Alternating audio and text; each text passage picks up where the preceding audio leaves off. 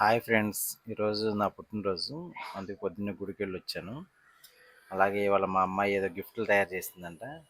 అవి ఇక్కడ ఇస్తానంది. ఇప్పుడు ఏంటివో చూద్దాము. తర్వాత ఇంట్లో మా ఆవిడ గారెలును పాయసం టమాటా చట్నీ చేసింది. అవి ఇక్కడ ఏంటో చూద్దాము. పదండి, లెట్స్ గో. ఇప్పుడు మా డాడీకి ఇద్దాం.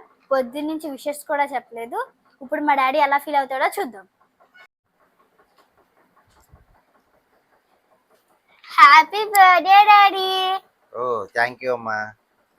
ఇంకో గిఫ్ట్ కూడా ఉంది, ఇదిగో. ఇదేంటి? చూసా, ఓపెన్ ఫస్ట్ గెస్ చేసి అదేంటిదో చెప్పు.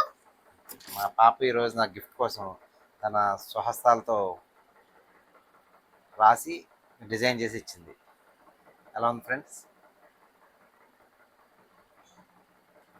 నెక్స్ట్ అదేంటిదో చెప్పు డాడీ. నెక్స్ట్ ఇంకొకటి.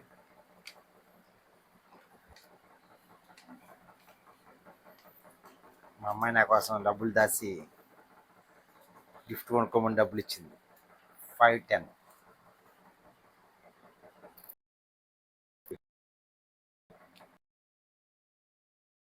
Happy birthday daddy. Thank you అమ్మా, చాలా గిఫ్ట్లు ఇచ్చావు నా కోసం.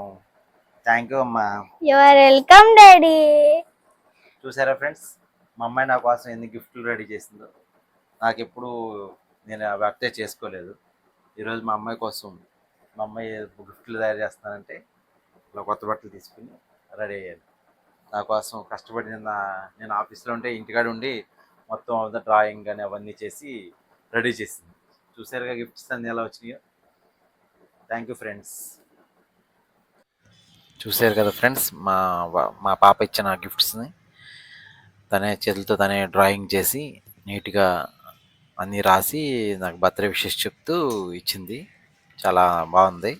అలాగే దాంతోపాటు కీ చైన్ కూడా ఒకటి కొన్ని తీసుకొచ్చింది. అలాగే తను దాచుకున్న డబ్బుల్లోంచి 5-10 రూపీస్ నాకు గిఫ్ట్ కొనుక్కోమని ఇచ్చింది. చాలా హ్యాపీగా ఉంది. మా పాప అన్నీ బాగా చేసి ఇచ్చింది. అందరు పాపలు అలాగే చేస్తారు. ఆడపిల్ల ఉంటే అదే అందరికీ అదృష్టం.